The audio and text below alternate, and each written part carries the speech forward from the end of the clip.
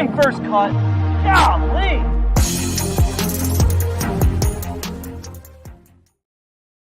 Welcome to the First Cup Podcast. I'm Rick Gehman, and this is your Saturday recap of the Ryder Cup, where things have just been ignited. Joining me to break it all down, Patrick McDonald is here. Patrick, I noticed you are wearing a hat, so I assume that you are doing this for free. Of course I am. Come on. I'm a man of our country, a patriot, some would say. And some would argue what Patrick Cantlay is doing, wanting money, potentially, reportedly, is the most American thing you could do. So I stand with Cantlay. I stand with this team. And oh boy, it got heated out there this afternoon. All right. So this Ryder Cup that has essentially been a snooze fest for the vast majority of it over the last handful of hours got very, very spicy. So we're going to start there. Then we'll kind of go back and do some of the recap stuff. But this thing took a significant turn, Patrick. I think it was right around when Viktor Hovland and Ludwig Aberg beat Scottie Scheffler and Scottie Scheffler and Brooks Koepka in the largest foursomes defeat in Ryder Cup history, because you got Scottie breaking down into tears, and I think that the U.S. team used that as a little motivation for the afternoon session. I could see that as well. And you send out two guys who were benched beforehand, plenty of energy, probably not feeling great about themselves, feeling like they have something to prove in Collin Morikawa and Sam Burns first off the bat. Probably a peculiar pairing to some, but one that worked out great for them. And yeah, when you get beat down 9-7, you turn in I think they were 5 over 40. They were 7 over on their alternate shot ball. It's not like Ludwig Aberg and Viktor Hovland played out of their mind, right? They played very sound, very solid, and deserved to win. But 9-7, that is an absolute dusting.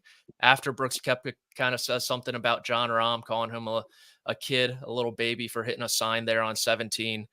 And that felt like pretty much rock bottom for this U.S. team. There's only one direction to go when you're at rock bottom, and it's up. And Right. You have a little fight there from Max Homa and Brian Harman, who finally get a win, the first one for the Americans all Ryder Cup. And you kind of see it materializing, snowballing into more and more. And the energy really picked up in the afternoon hours. So a couple of items. One, I'm sitting next to a very nice gentleman from Swedish television, and he told me that the acceptable English pronunciation would be Ludwig Aberg. I can do that as well. So I'll have to get that into my brain. Ludwig Aberg is acceptable. If you start getting into the a bear, that's like you got to have a different tongue for that. So he told me that was acceptable. That is what I'm going to be moving forward with from now on.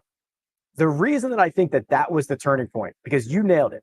Sam Burns and Collin Morikawa go out first, and immediately, when there was no juice in this Ryder Cup, Sam Burns taps one in for birdie on, where is it? Was it one where he starts pumping up?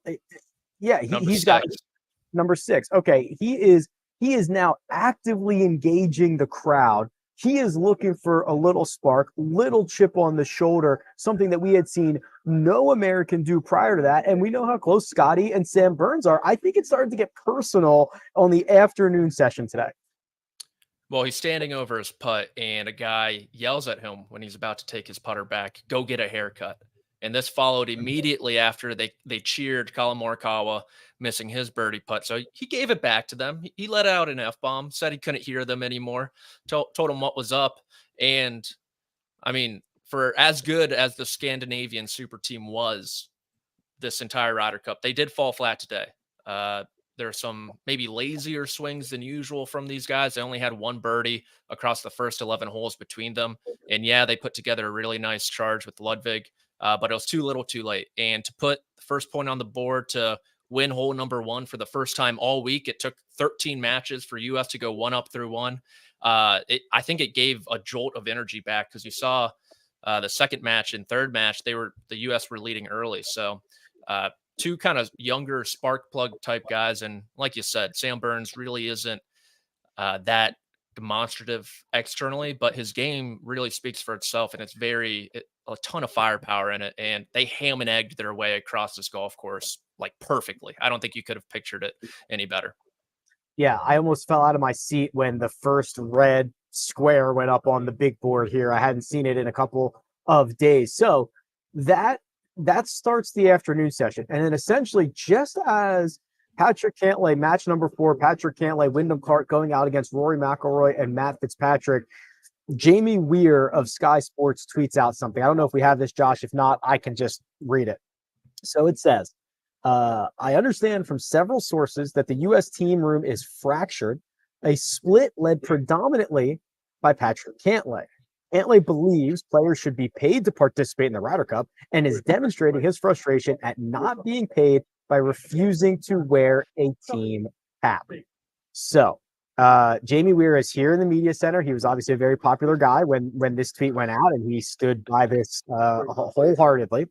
And the idea of this is interesting, right? And there's a lot of ways to look at this.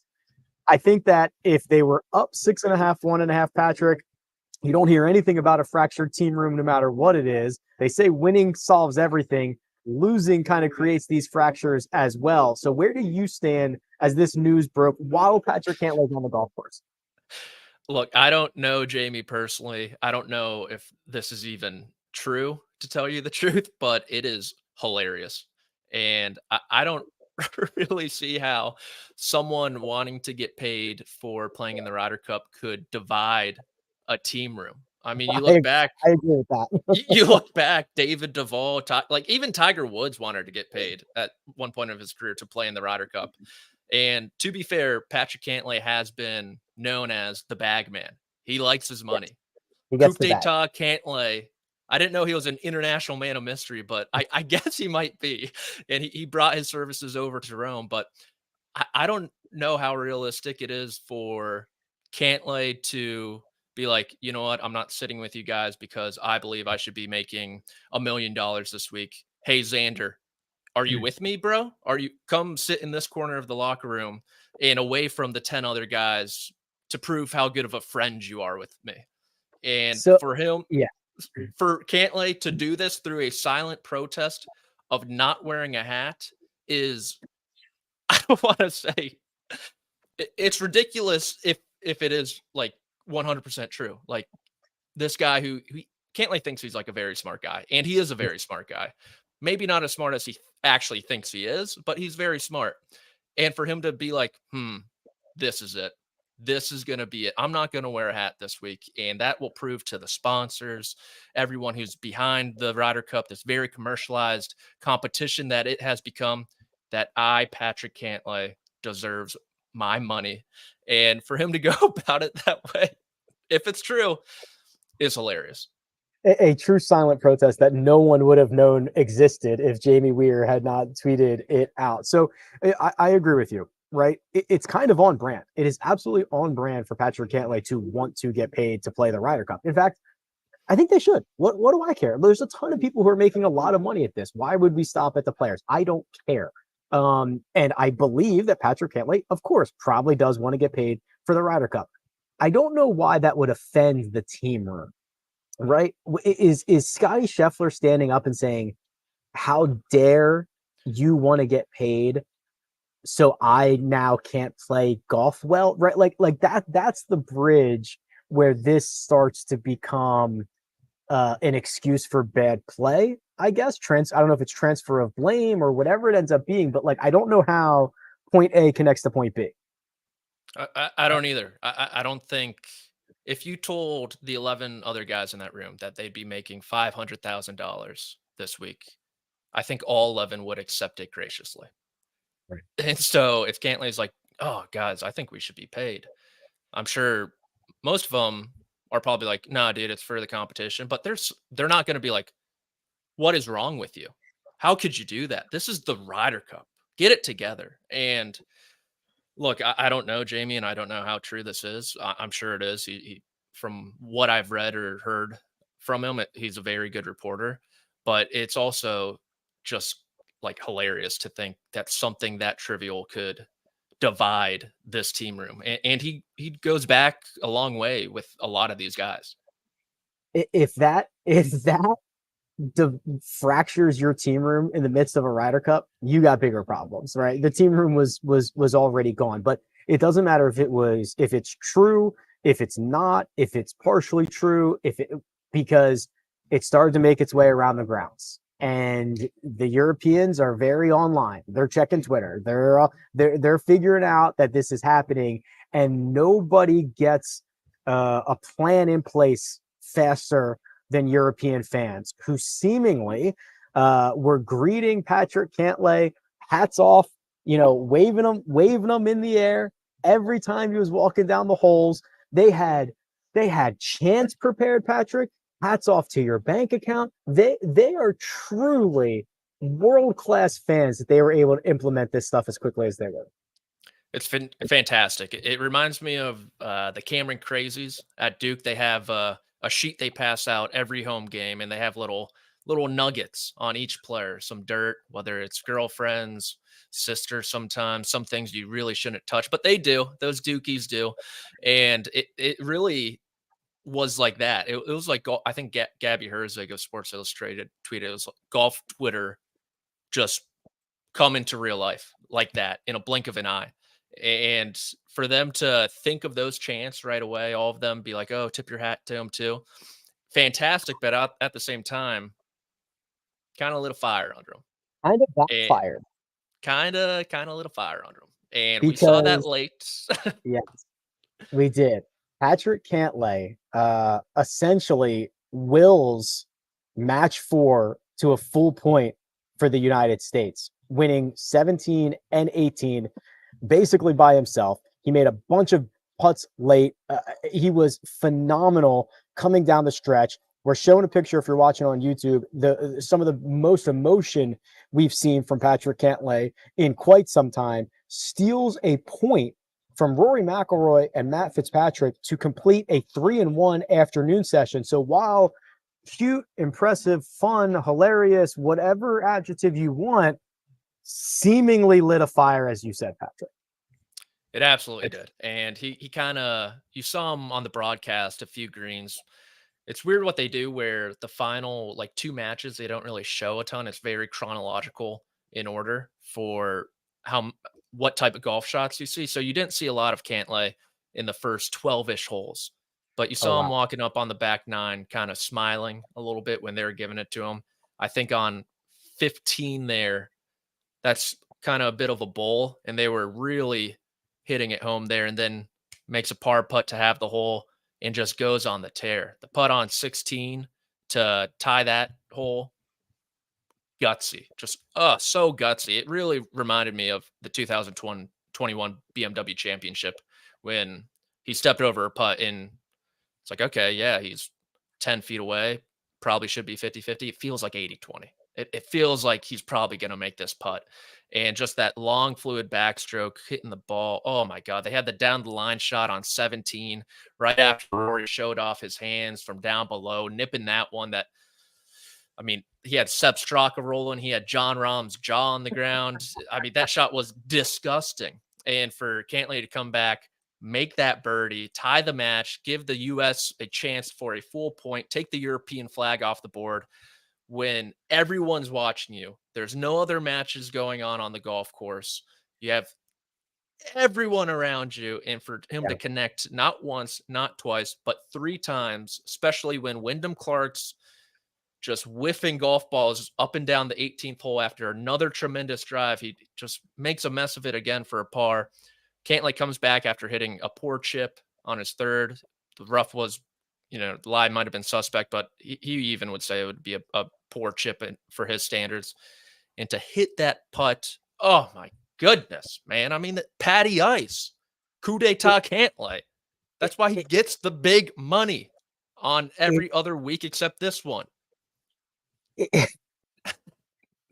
That's pretty good. It is hard to describe how quickly this evolved. So we have gone from tweet to awareness to chance to getting to the player to having that turn into performance on the golf course to it being embraced by the Americans. And this is where things really went off the rails. So when Patrick Cantlay pours in a putt on 18 to steal the full point. The entire American team is taking their hats off, including Patrick Cantlay's caddy, Joe LaCava, who Patrick, according to some members, spoiler alert for what's coming in a second, members of the European Ryder Cup team, Joey LaCava took it a little bit too far. Yeah. And so once Cantlay made his putt from about 40 feet, you have to realize both Matt Fitzpatrick and Rory McIlroy were inside Cantlay. So they still had to putt. And there are the pictures coming out from this situation are all time. LaCava looks like he just smelled blood in the water. There's Harry Diamond pointing at him while LaCava's like 5 feet from Rory, who's reading his putt still, like, hey, buddy, can you back off a little? And he's just mean mugging him. You would have thought LaCava made the putt. And I think it stems from he had to listen to his guy just get it the entire afternoon. You walk to every green, every single fairway, every tee box. They're heckling Cantlay. And many people might have suggested when Cantlay and his old caddy split, that was about the peak of the slow play pandemic. And fans were giving it to Cantlay then. And they were certainly giving it to him today, probably not in quite as nice of a manner as the United States fans. And so no, these guys, these Euros are good, man. They are so really good. It takes a toll on them, man. And for you to kind of have the last laugh, more likely than not, it's a huge relief off your shoulders. It's, you know, it's a hell yeah. It's kind of a middle finger. You got to give it back to them. You got to fight back.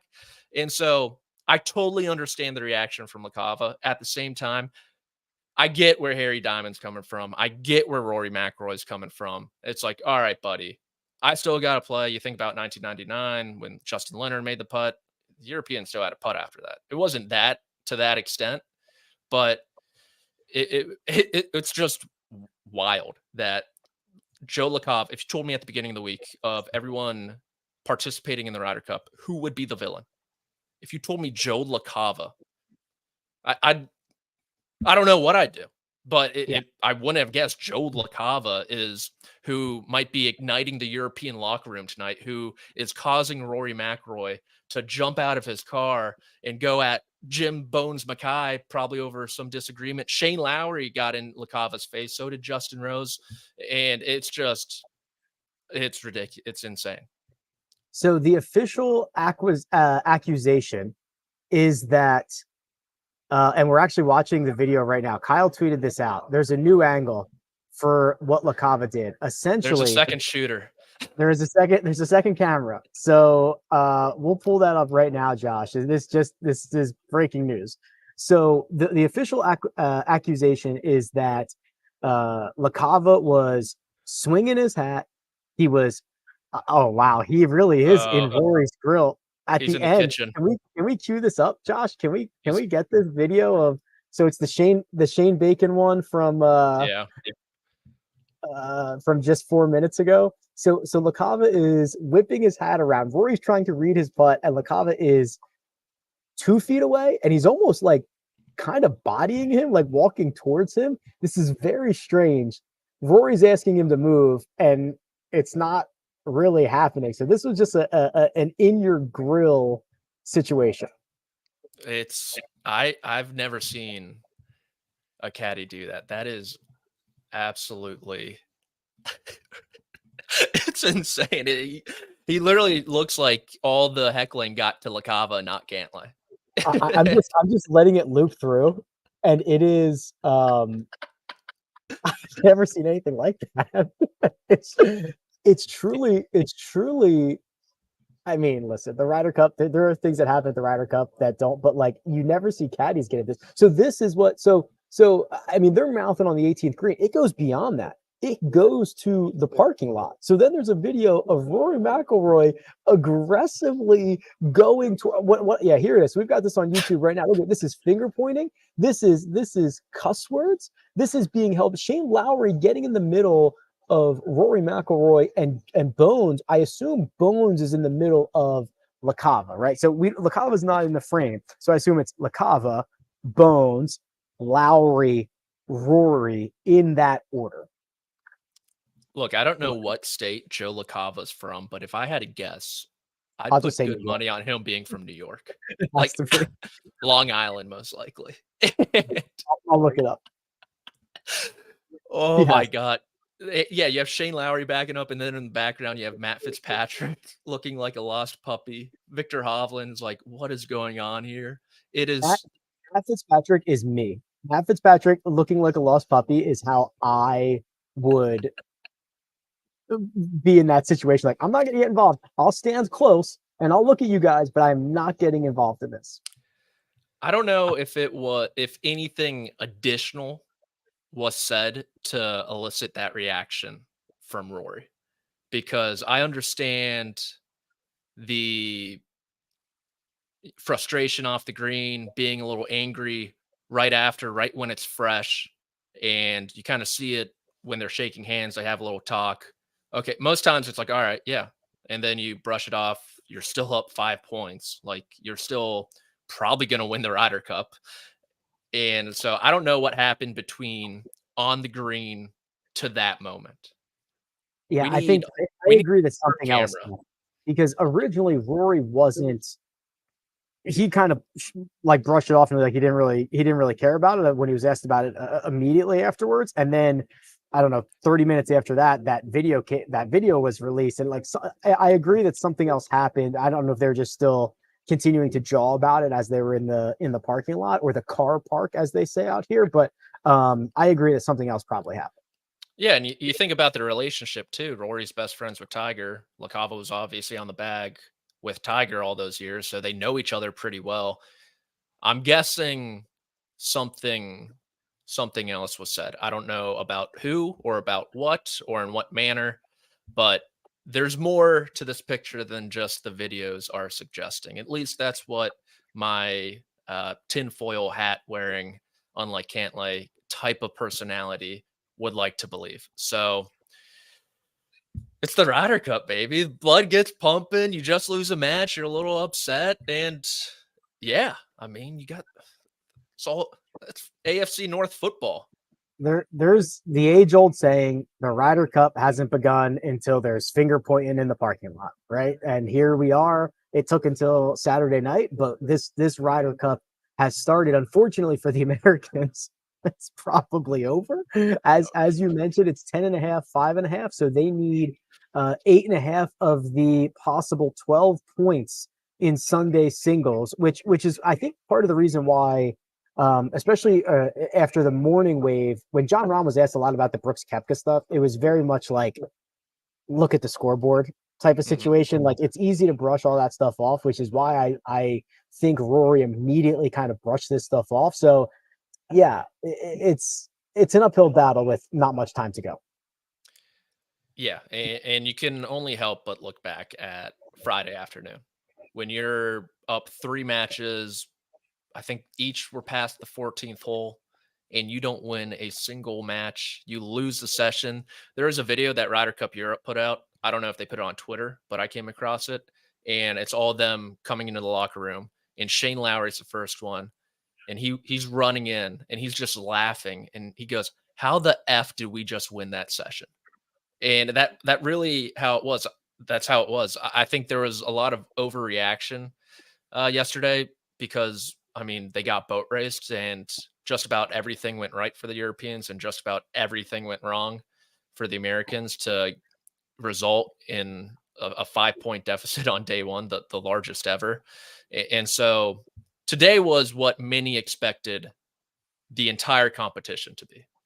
They Right. split today. They tied today. Europe won the first session in foursomes, the format they typically fare well in. US did well in the four ball. But it's great that US can galvanize together over potentially a tweet if they saw it. I assume they did, given their reaction on the last hole. And Zach Johnson said on the first hole before afternoon four balls that, oh, yeah, my boys are ready to be let out of the cage. Hey, Zach Johnson, how about you let them out of the cage Friday morning? It's a bold strategy to do that Saturday afternoon. Why aren't they ready to be out of the cage Friday morning when the competition starts instead of sleepwalking their way around Marco Simone. So I have the Sunday draw. Do you have to go? Yeah. Is it public yet? Yeah. Well, they just emailed it out. Do you want me to? I can tell you what it is if you want. Or just forward it to me. Patrick.mcdonald@paramount.com. oh boy, you are just gonna get some real stuff here. How do I? No feet pictures, please. All right, I'm gonna try to get this to you. I don't know how. Oh, I'll just I'll forward you the email. What is it, Patrick? What? .mcdonald@paramount.com. This is just phenomenal content. Okay, so you go write this. Is that what you want to do? And I'll have Josh go through this. Yep, and then I'll be back in 5-ish. Okay, see you in 5 minutes. Drop them out, John. All right, here we go. So Sunday singles are out. Hello, Josh. Hello, Rick. You're doing such a good job. We are shuffling a lot of obligations across many different time zones to get this all done so that everybody's happy. So this is the way we're going to do Sunday singles. Is that okay? I'm in. I'm pumped. Match number 1, Jon Rahm versus Scottie Scheffler. So no surprise, Rahm has gone out first for the Europeans, I think in each of the last 2 Ryder Cups, and he's well rested. He did not play the afternoon session on Saturday. Scottie Scheffler, the number 1 player in the world, coming off a 9-7 drubbing, is going to go out first. You'd think at the beginning of this week, if we got this pairing, you'd think it was one of the headlines going into Sunday singles, that would be, oh, heck yeah, that's what we're going to get right out of the gates. And whether it's the way that Scheffler's played, I mean, if we get the Scheffler the last couple of days, it's, Rahm's been lights out. So we'll see. But getting to see those guys after 2023 that they both had, seeing them go head to head is sweet. This one seems to keep happening. It's almost like it's intended. Victor Hovland versus Collin Morikawa is the second group, so no real surprise there. This one stinks. Cantlay and Justin Rose. Mm-hmm. We needed Cantlay Rory there. Absolutely. Is Rory? What's up? Right, it's just blind, right? So Cantlay just goes in the 3rd spot. I'm curious why we're going Rory 4. Maybe it's just to spread things out a little bit, but that is the opportunity to close it out. That's the first opportunity to close. So if you win, they're trying to set up the winning point. So if the first 4 matches win, Rahm, Victor, Rose, McIlroy, that would be the 4th one. That's essentially what they're doing. So you're leading off with Rahm and you're anchoring with Rory. So Rory's in match 4 against Sam Burns. Sam Burns played a lot better in the afternoon on Saturday. Fitzpatrick versus Homa. That's interesting. Homa, I would have sent Homa out first. Homa's been the MVP of this team. Easily. He's the only guy who's going to go 5 sessions. Fitzpatrick had an unbelievable 9 holes and has kind of played okay golf outside of that, but I would have put Homa out first. Absolutely. To get momentum. He's been into it too, right? A little bit of animation from him as well, but that would have been the logical choice for me. 6 is Hatton versus Harmon. 7 is Brooks Koepka gets to see Ludwig Oberg again, a guy that just beat him down. And then Sepp Straka versus Justin Thomas. So this is, again, I think there's a lot of ways you could have done this. Whether you went with your best players, your most emotional players, whatever it is, a little surprised to see JT this far down the board. I don't know. I guess not, though. That must really be a lot of lack of confidence, I think, because there's a chance that match just does not matter. Yeah, kind of being lost in all of Data Golf tweeted it not that long ago that Spieth and Thomas are 23rd and 24th in strokes gained through 2 days among all 24 players, of course. So I think that's probably what it is. You'd love to be in a spot where you're thinking, okay, JT has to play in one of the first 3 groups out, and he brings the smoke emotionally, but it hasn't been backed up with the play. ninth match is Nikolai Højgaard and Xander Schauffele. What a fall from grace that is. The Xander Schauffele has played horribly and is in the ninth match. Lowry versus Jordan Spieth. Tommy Fleetwood versus Ricky Fowler. Robert McIntyre versus Wyndham Clark. That is probably a bunch of matches that are not going to decide the Ryder Cup. Probably not. Probably not. But if it does, you've got three guys down there at the bottom that, I mean, Lowry's been solid, Fleetwood's been great, and Bobby Mack has been solid too. So if it comes down to that, you're probably, the edge is probably to Europe, at least based on what we've seen so far this week. It's interesting. I think Luke Donald tried to throw like a Justin Rose like sacrificial lamb out there. Right? Like throw him in the 3 spot. We can afford to spend one, you know, waste one of your big boys on. Not that, I mean, Justin Rose has been awesome, but there is nothing that would indicate that he should be in the 3rd slot other than we're going to make you use one of your big boys on him. And he's a savvy vet that might be able to steal it. And if not, we're going to get Rory McIlroy versus Sam Burns. Yeah, I think that's exactly what it is. So what's the path, right? You only need 4 if you're Europe. The US needs 8.5 to retain. What's the path? Yeah, this will be over by match 7, right? I mean, I haven't seen the odds yet. I imagine Rahm is a sizable favorite. I imagine Victor is a sizable favorite. Rory is a sizable favorite. And then you're gonna be a favorite in probably at least 4 or 5 of the first 7 or 8. So yeah, I think that. And then you're kind of right that like even if it does get further than that, Tommy Fleetwood is the insurance policy. Tommy Fleetwood in the 11th match is okay. If things go really sideways, Tommy can bail us out of the 11th slot. I think you're exactly right, because the rest of the right, you've got the other guys that you kind of expect down there. 4 of the, I mean, I guess they're all captain's picks technically, but 4 of those last 5 are relatively predictable. You drop Tommy in there just in case. Yeah. Okay. How about this? Why don't we go to a break? They are making announcements about the shuttle, so I will figure out what is going on with that. We will reset this. We'll get Patrick back in here shortly, and then we will set up a day of Sunday singles and everything else that's going to happen for the next 24 hours or so. We need the sports news anywhere. We've got breaking news to bring you. Then get your sports anytime you want them. Big trade news overnight to discuss. Because we know you need sports all the time. A lot of movement in the rankings this week. A legend adds to their legacy. We're bringing you that breaking news right here on HQ. CBS Sports HQ, anywhere, anytime, all the time. All right, and we are back.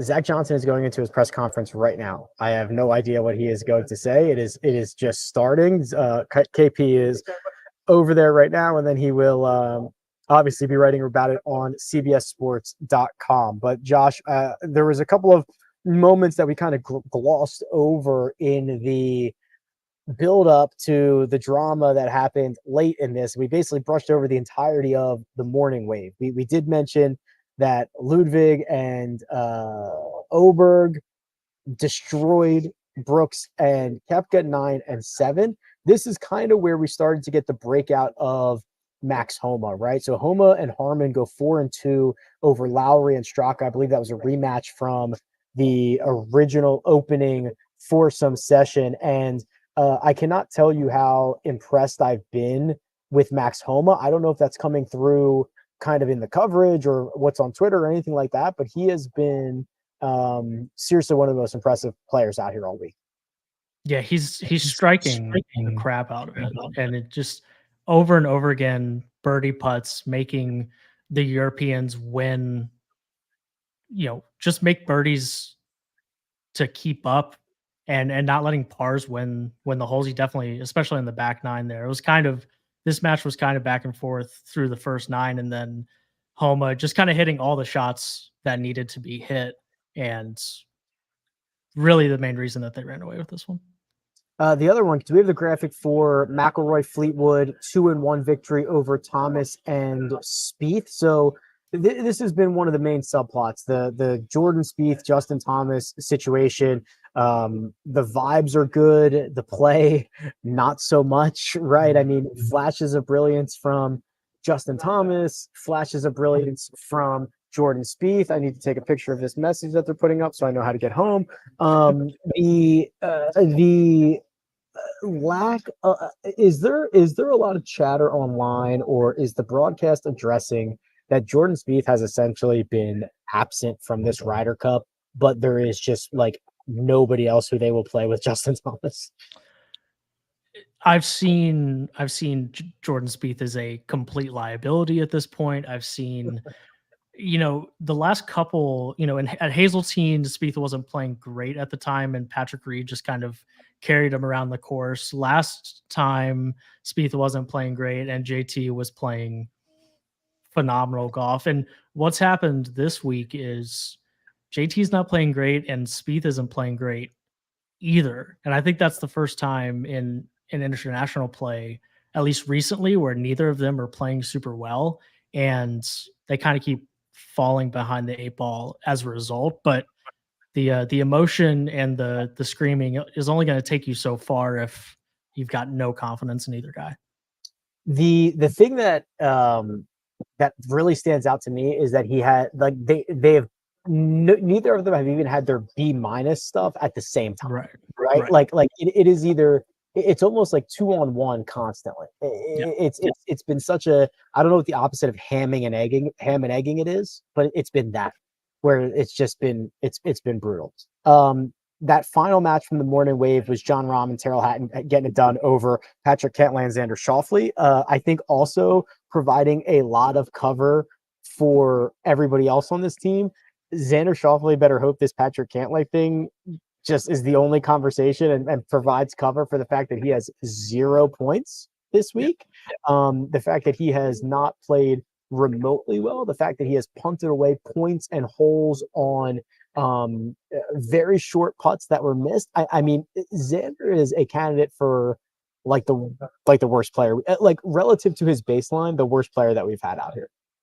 Yeah, it's been pretty uncharacteristic of Xander, both in team play and then just the nature of his game having very few holes in it. The putting isn't great, the ball striking isn't great. He just hasn't been kind of the rock that he has been, and it also doesn't help that he and Cantlay were kind of the, okay, at least we're getting, like, we know we're going to get 1.5, 2, hopefully upwards of 2 points from them in the foursome matches, and instead you got the opposite. And then just to recap that afternoon wave, to put a bow on those matches, the first group out, it was really an attempt to, I think, put the nail in the coffin.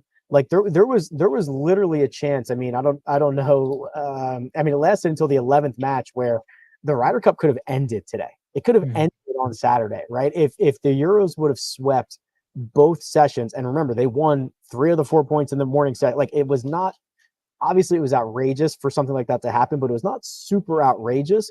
But even after that went away, there was an attempt to put the nail in the coffin this afternoon and just have it be like 1 or 2 points away from victory. So they go out with Victor Hovland, Ludwig Aberg off a historic defeat of Koepka and Scheffler against Sam Burns and Collin Morikawa. We talked about it. I think a little fatigue came into this. Yeah. It's hot here. The Victor had played, will play every single session. Ludwig's still kind of getting everything figured out, and they get beat up pretty bad by Sam Burns and Collin Morikawa. 26 holes. That's preposterous. They played 2 matches and they only played 26 holes. That's crazy. That's insane. Yeah, that was the other thing. I was like, okay, they didn't even get to the 12th hole in that opening match, which is nuts. But it is like, it's hot out here, and those guys just did not look sharp in the afternoon. Yeah, it was. If you're gonna lose with this pairing, this is how you want it. Just get it over quick, right? Yeah. You want Victor to be fresh tomorrow and get a point in singles. If they're gonna lose, let's do it in 4 and 3. I mean, punt on the 13th when you're 6 down and just start to recover. But this outcome would have been low on my what's going to happen on Saturday afternoon list. Yeah. Considering how Burns played in the morning on Friday, and Morikawa had just kind of been stuck in the middle, not super noticeable so far this week. They were the biggest favorites, the Europeans, all the afternoon. They were minus 200, which was the biggest favorites of probably of any pairing that I've seen this week off the top of my head. Match number 2 in the afternoon, we talked about Homa and Harman got it done again. That was over Tommy Fleetwood and Nikolai Højgaard. Højgaard's kind of been Højgaard has been exactly what like a Ryder Cup rookie tends to be. You see some great shots, you might steal a half a point. You see a couple of loose ones. You see a couple of situations when you're coming down the stretch where pressure is at an all-time high that you do some things that would be unlikely, but otherwise, I think he's had a fine Ryder Cup, and he hasn't been asked to do all that much. If anything else, he looks like a guy that he's only 22, 23. As he gets older, I mean, he looks like a guy that could be part of the next important European Ryder Cup guys. He doesn't look like it's too big for him. He was really good yesterday at the early stages of his match. So yeah, he looks fine. And like you said, looks like a guy that you would expect as a 22-year-old who was a captain's pick at a Ryder Cup. The thing that I think is hilarious is that 2 years ago after Whistling Straits, we were like, this European team is so old. They have no path to getting young. They are screwed forever. The President's Cup is going to be more competitive moving forward. These are all things that were said after Whistling Straits, like for a year after Whistling Straits. Now you've got Oberg, Hovland, you've got potentially Højgaard, maybe his brother. You've got, Rory's probably got 5 more Ryder Cups in him. Rahm's probably got a ton more in him. Like they are potentially, because again, things can change quickly, building a pretty decent core that got very, very young very quickly. Yeah, I mean, in the short term, it's who is Europe going to put on this team in 2023? When talking about the Ryder Cup a year ago, and then long term, it's okay. We got some horses that look like they're. I mean, Hovland and Oberg are going to be in the U.S.'s nightmares for the next 15 years. They're not going to know what to do with them for forever. And Paul in the chat points out Fitzpatrick. Yeah, forgot about Fitzpatrick. Yeah, Fitzy too. Yeah, 100%. 100%. We talked about that 4th match. That was Cantlay and Clark over Fitzpatrick and Rory. The one I don't think we talked about necessarily was Rose and McIntyre over Justin Thomas and Jordan Spieth 3 and 2. This is a capper on a resurgent year from Justin Rose, right? Who has kind of, he fell pretty far after being the number 1 player in the world, and now he had a win this year. He played a lot better. He was a lot more consistent. The advanced stats got much better. He became a better ball striker, and now he has had a very good, impressive, clutch Ryder Cup. He could do nothing but look back at 2023 and think about how great it was. Yeah, it's been a great year, and he did exactly what you were hoping he would do. If you're Luke Donald, you pair him with a guy like Robert McIntyre and give Bobby Mack a security blanket to go out there and just play golf, and have a guy like Rose to make the putt on the 18th hole yesterday afternoon. And then you get to this afternoon on the back 9, and it's McIntyre who's making all of the important putts. That's exactly what you were hoping Rose would do, and the type of role he'd have on this team. All right, our very own Patty Ice is back. Hello, Patrick. What's going on? This is like sensory blitzkrieg. I can only imagine you on the ground, Rick. I bet it's a zoo. Dude, there is a combined with everything else, there's a concert going on that is shaking the building. They're making announcements over here in both English and Italian that I can't hear, and they're flashing. Everything's in 2 languages, and they're using 24-hour clocks around here. I don't know what the hell's going on. Who's at the mic right now? Kyle just tweeted out that Zach Johnson called the report, quote, extremely inaccurate, borderline irresponsible. Zach Johnson is doing his presser right now. So they give us these little headsets, but I obviously can't hear you and them at the same time. But he is there right now. So what I would encourage people to do, Patrick, and I'm sure you can also endorse this. I'm sure there will be plenty of coverage on CBSSports.com about what Zach Johnson is currently saying. Oh yeah, it'll be on there. I think KP might be on Zach Johnson. I might be on Luke Donald duty tonight. Something along those lines. There'll be plenty to read if you guys can read out there. If you can read, yes. If you are physically able to. The final thing, Patrick, we'll get out of here. I have one story, and then but I want to ask you, what did you think about my idea that America leans into this and comes out 12 hatless guys tomorrow? Oh, I totally agree. I think you might get some pushback from, let's see, who has really bad hair. I mean, plugs. Spieth got plugs. JT got plugs. Who else is on that team? I mean, Cantlay is like a guy who probably should be wearing a hat. Right? Also, he's like the only guy whiter than I am. There is no amount of money you could pay me to expose my forehead to the sun for 6 straight hours. There's no chance. Yeah, I think Brian Harman's bald, so I don't know if I want to have that argument with him, because I think you're probably losing the argument to Brian Harman. Burns scalp just to send a message that this is they're trying to send a message that this is not a message. That's a liability. Instead of sniffles, you're gonna blame a heat rash or something on Brian Harman's skull for losing the Ryder Cup. Just lean into the driving range video from earlier this week of him on the complete opposite side of the range. Everybody hates Brian Harman. We told him to wear a hat. Could you imagine if he was the only guy who came out in a hat on Sunday? It'd be so bad. So my favorite thing from this week, and I tweeted this out, but I wanted to tell it here on the first cut. They take their cues, aka their lines, very seriously out here. So there's a line for the media shuttle in the morning, and you are demanded to queue up, get in the queue, respect the queue, enforce the queue. We were reprimanded this morning because our queue wasn't straight enough. We had a bend in the queue, and all of they were thinking these dirty Americans don't know how to do anything right. I thought you were going to say because you cut the line, like what normal Americans would do. Well, dude, they won't let you. It is so. I mean, I appreciate it. I like rules. I like the idea of enforcing that type of stuff. But it is when someone new showed up, they were like, the queue, get in the back. Don't even think about it. So it's a true Italian deli situation, but just everywhere. You get your number. You got to be straight and narrow. If you're not, you don't get on the bus. You don't get your sandwich. One, yes, exactly right. Yes. And it is a pillar of society, I have learned. The other thing I did this morning is I scootered past the Trevi Fountain, which I didn't think is something I would ever do. Do you throw a coin in?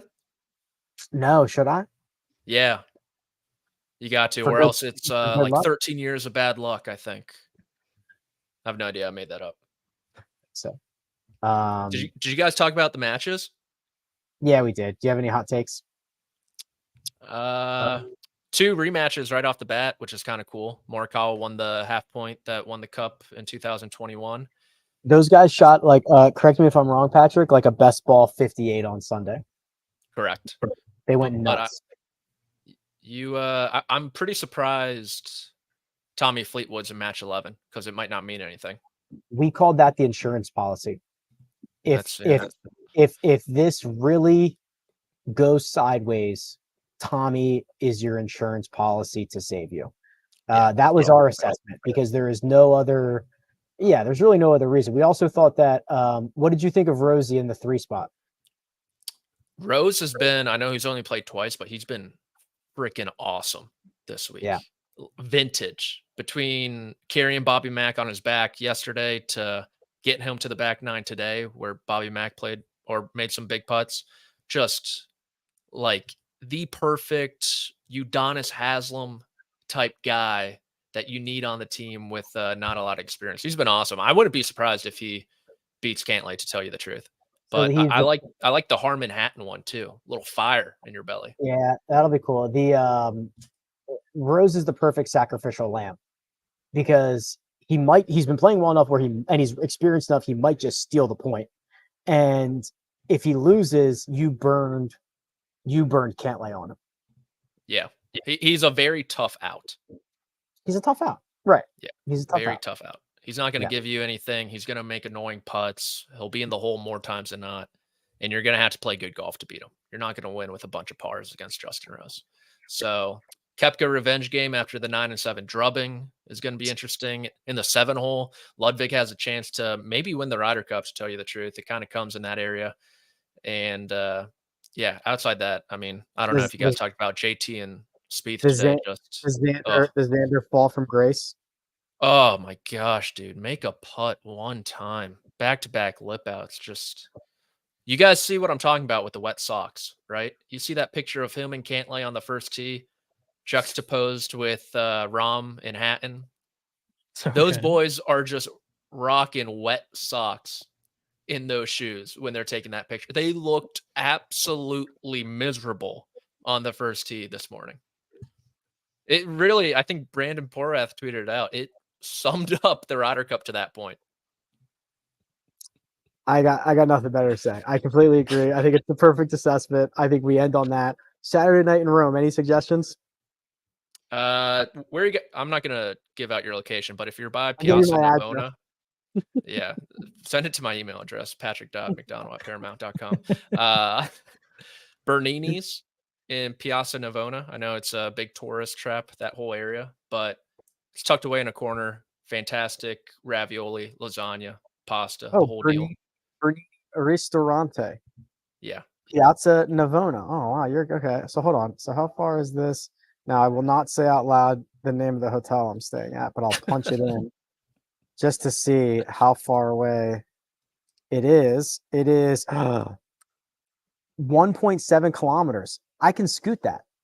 I've been scooting a lot. I don't know if you've noticed I've been scooting a lot. By scooter, do you mean like Vespa or like No, bird I mean scooter? Like a Lime. Nice. Oh, dude, I'm imagining you, Rick, full on Lizzie McGuire movie right now, just zipping a Vespa around with KP on your back. We're like o'clock in the morning because there's like no taxis or anything. Just like going to the trains. It's actually pretty fun.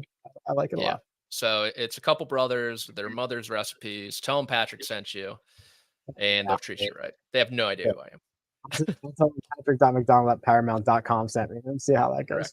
Correct. All right. Big thanks, everybody. To put something like this on, it is a collection of a bunch of people in a bunch of different time zones with a lot of obligations pulling them in different directions, and we're able to try to do the best that we can. So CBSSports.com will have all of Patrick and Kyle's content from this crazy day and this crazy week. Producer Josh does all the hard work behind the scenes. You can find Patrick not only at patrick.mcdonald@paramount.com, but also on Twitter at amateur status. You can find me at Rick Rengood. This has been The First Cut. We'll catch you next time.